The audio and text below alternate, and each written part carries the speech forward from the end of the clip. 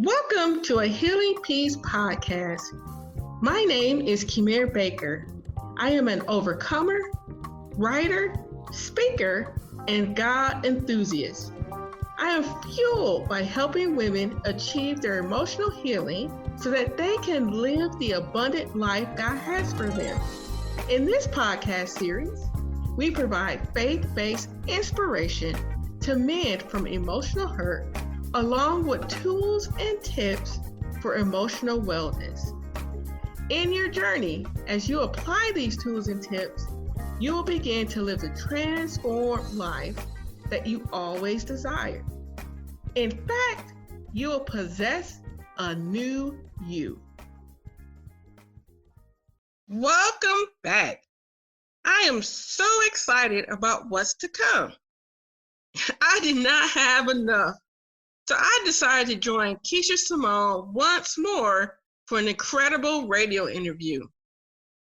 Actually, I signed myself up for it because I wanted to provide inspiration for 2020. I wanted to provide tips as we plan for the new year. Because you know how we do. We start a new year with goals.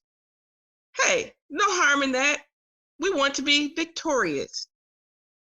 By the way, how are you doing with your progress? Well, in my interview with Keisha, we discussed 4 principles that can be applied to any situation. These principles will also help you to be more successful in the goals that you set for the new year.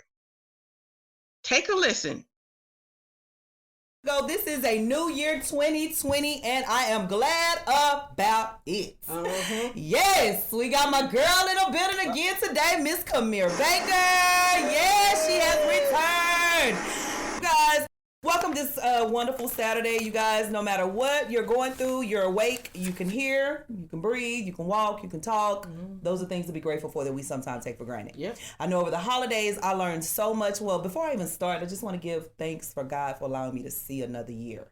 Because not everybody woke up and seen 2020. Yeah. On the first day, Yeah. I got messages and look at the news. And I was like, wow, this is already starting off.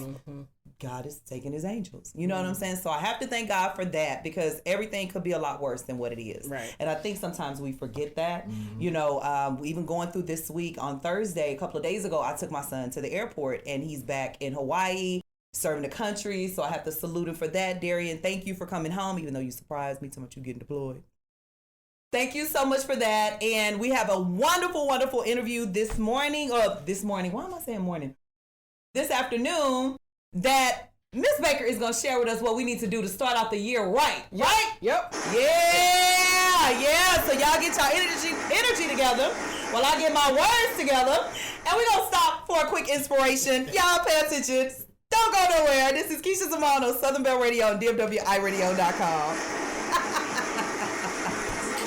Welcome back. Good afternoon, everybody. Welcome to the first 2020 show here this Saturday afternoon. Thank you so much for joining us. We have the Miss Kimir Baker in the building. All right. She is ready to get started with this amazing interview, guys. She has some information she's going to share with us. We have some great questions to ask her because she was on just a couple of weeks ago. So we have some things that we want to know. And before we start, I just want to kick shouts out to my family, to my boys again. It was an honor to have both of them for the Christmas holidays. And Miss Kimir, how was your holidays? I had a wonderful holiday. I went home, spent time with my family. Hey, we went home. Yeah, and where's home again? Atlanta. Yeah. And nobody killed each other. No, that's what I'm right. Yeah. Right, amen. Yeah, and that's I came good. back with a whole full suitcase of great stuff. They were spoiling me. Oh, Yeah. that's always I was like, I priceless. need to go away more often. So I come back with some good gifts. That's what I say when I go to California. I'm like, I need to take a trip out a little bit more. Yeah. So, Miss Kimir, speaking of traveling and speaking of going places and speaking of doing things, your business is called A Healing Peace, right? Yes. We had a couple of listeners that had questions the last time you were here. Oh, okay. And I'm grateful that they was able to hear. Because Yes. I know I wasn't using the microphone too well. So I'm trying my best today to be heard. Yes, and they will let us know. And unfortunately, you guys, we aren't live on Facebook and we aren't live on Instagram today because we're doing some upgrades and elevates. So Next week, tune in and we'll definitely see you guys. But we're doing a couple of different changes, huh, Bossman? So you guys just be ready. 2020, we're doing our vision a little bit different for Southern Belle Radio. But stick with us. You'll be able to see us again soon. Now back to you, Miss Baker, a healing piece. Mm-hmm. I think some people got kind of in their feelings when they were saying how they were not able to open because a lot of them were still in the situations and they didn't know how.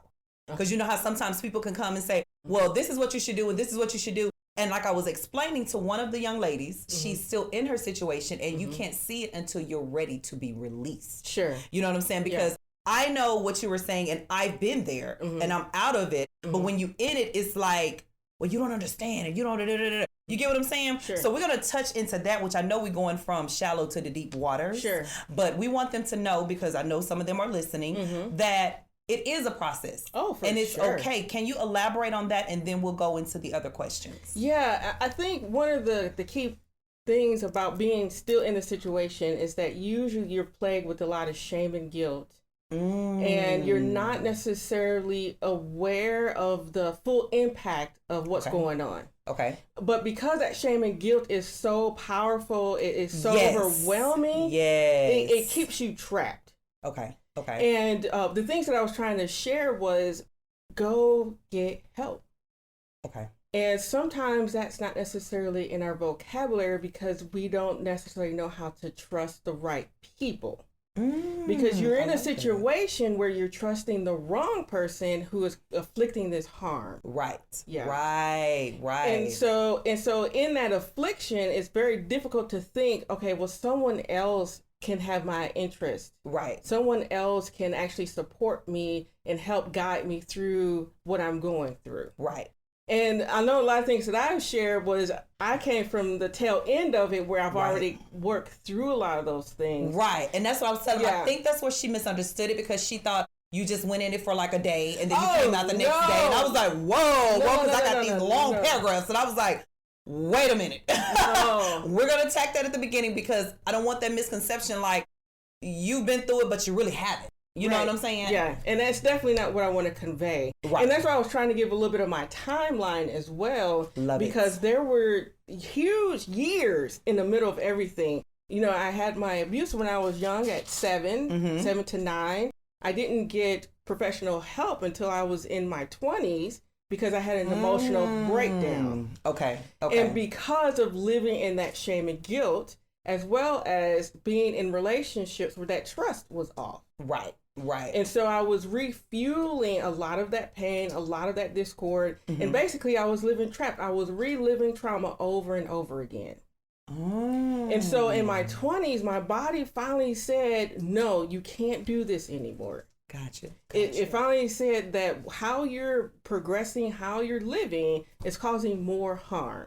Gotcha. And so then being older at that time, I was able to, know and understand how to find the right help.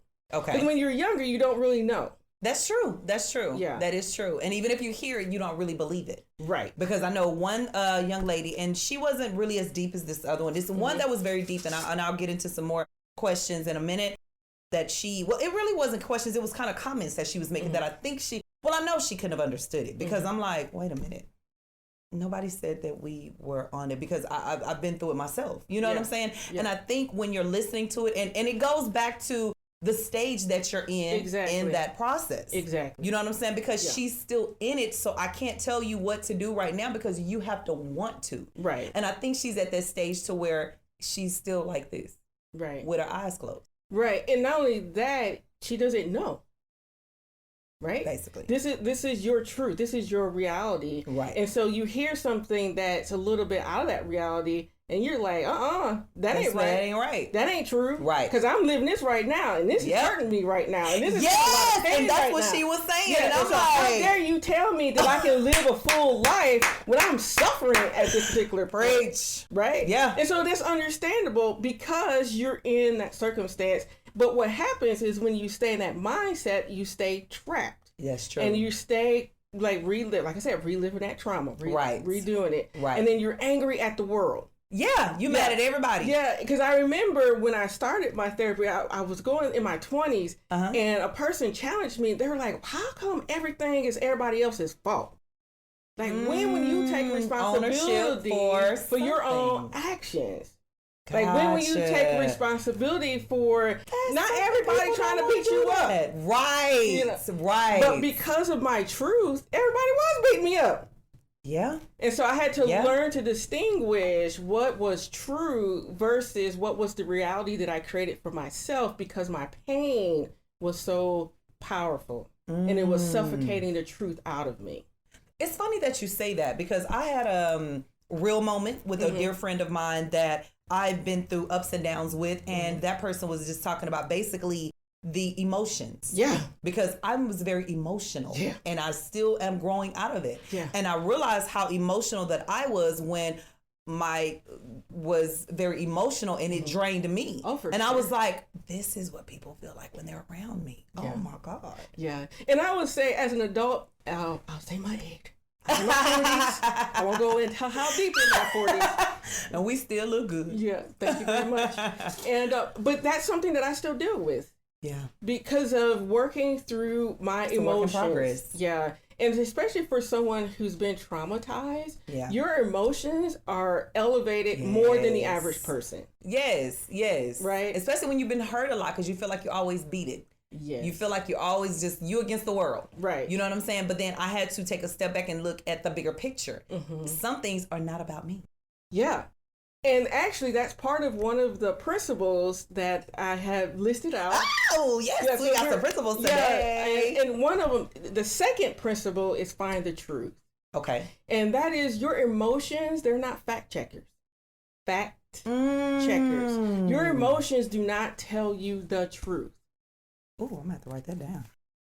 And so when you're real deep. And so when you're going through your emotional healing process, there's a journey where you have to retrain your brain to be able to find the truth in every situation, because your emotions, they're there to let you know that something is off and wrong.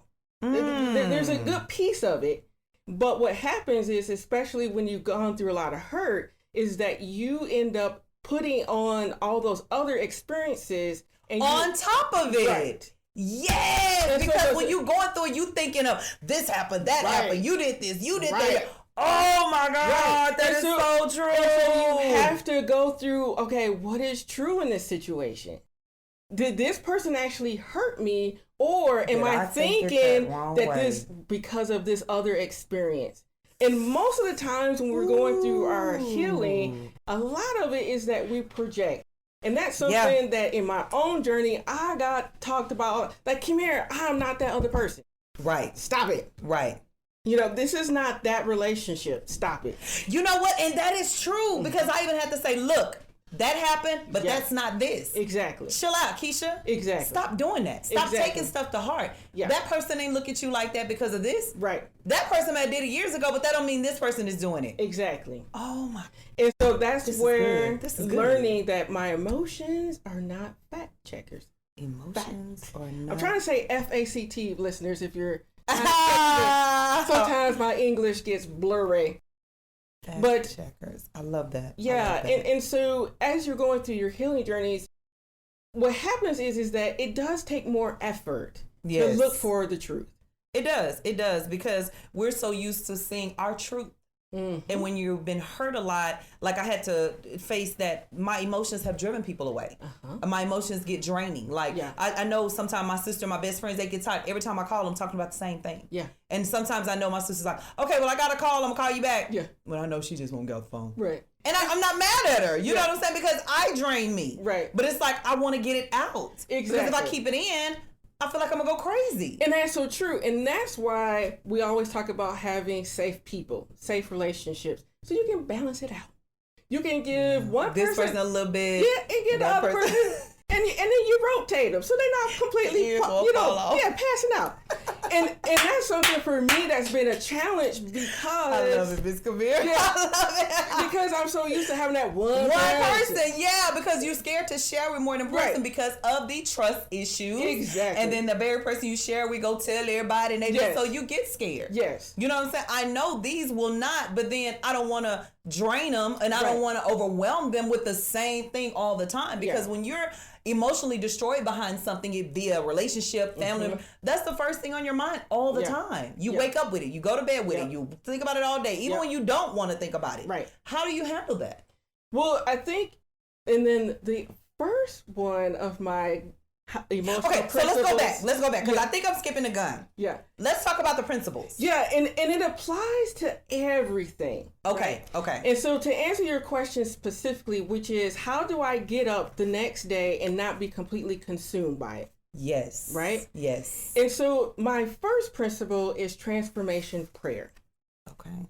Right? And I say that because what happens is a couple of things. We've been hurt so much that we don't think that God is listening.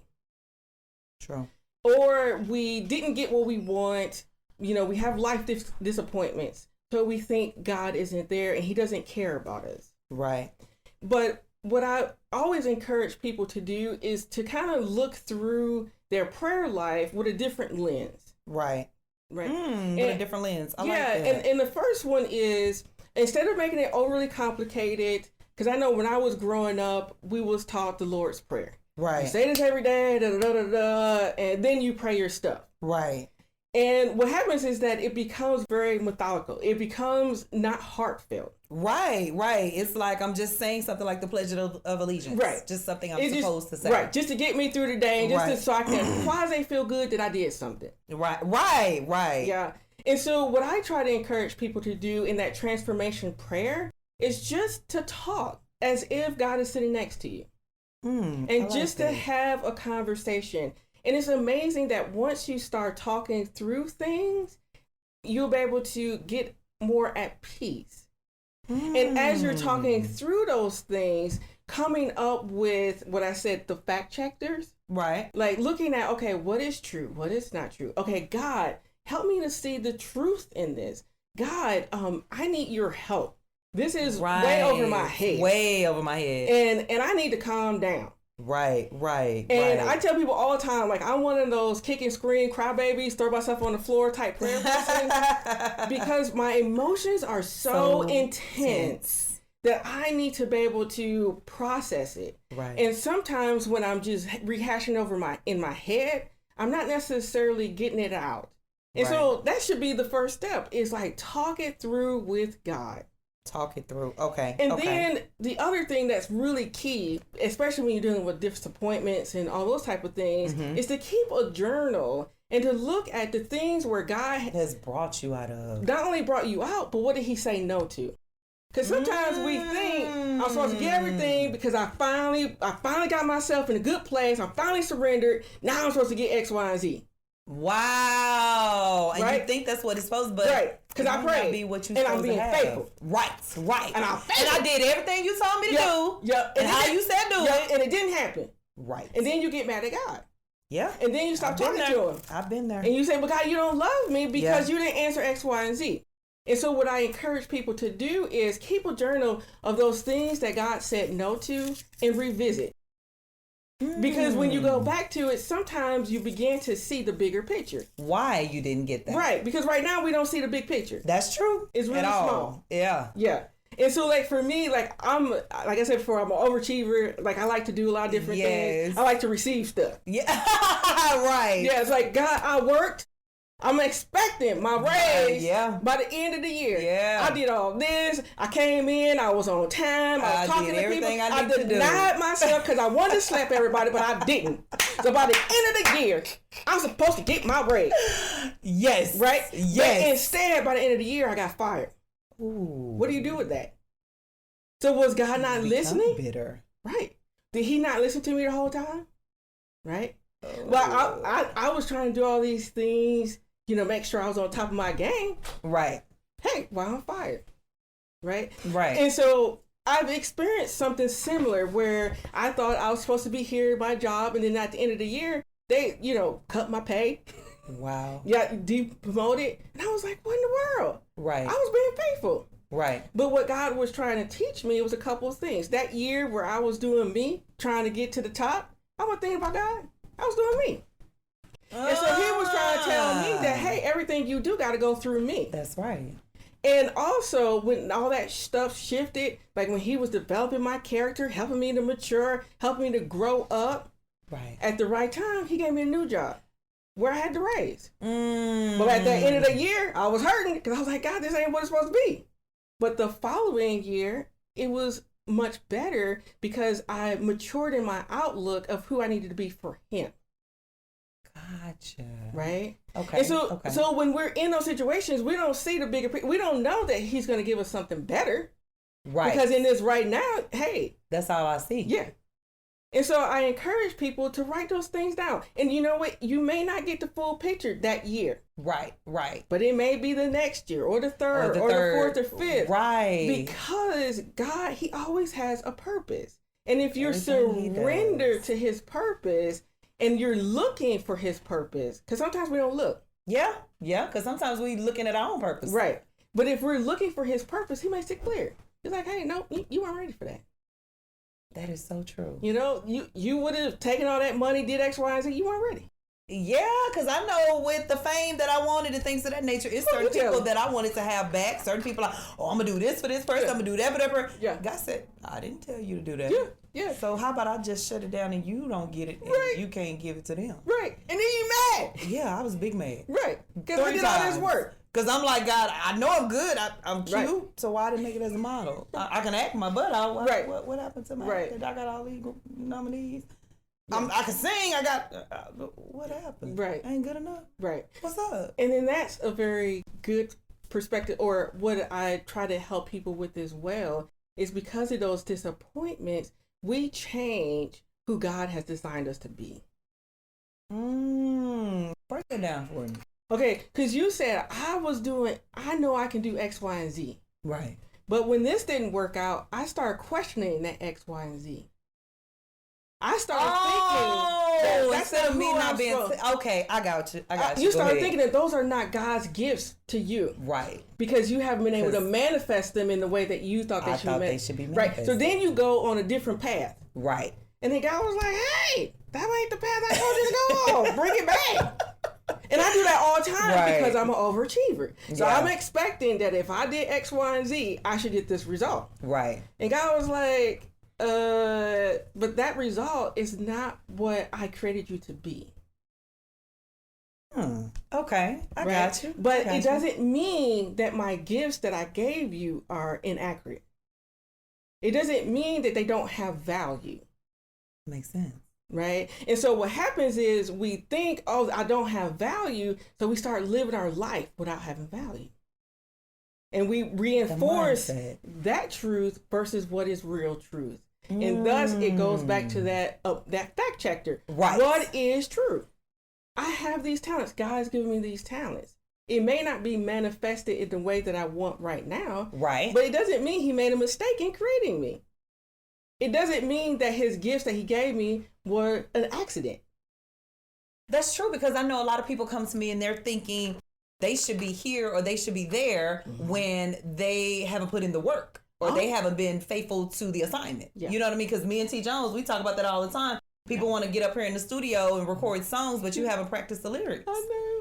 You know, sometimes I wish I was that talented. I wish I could hear that G key and know what I need to do. Right?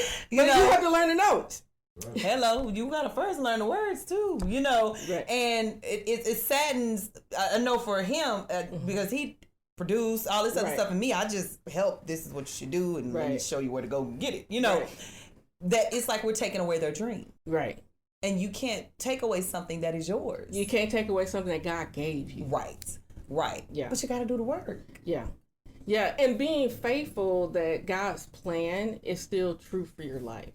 Now, when you say being faithful to that, that's being consistent and not going left or right on that pattern, right? Yeah. Because that's another thing that I wanted to ask you, because the young lady was asking, how long do you suppose to stay on that path of knowing this is for you before you decide to do it? Now, that was on down. That was on the other questions, but since we done touched it now, because this is something that's very relevant, and it's so great that you're the first show in 2020, because people's mindset has to be ready. Yeah.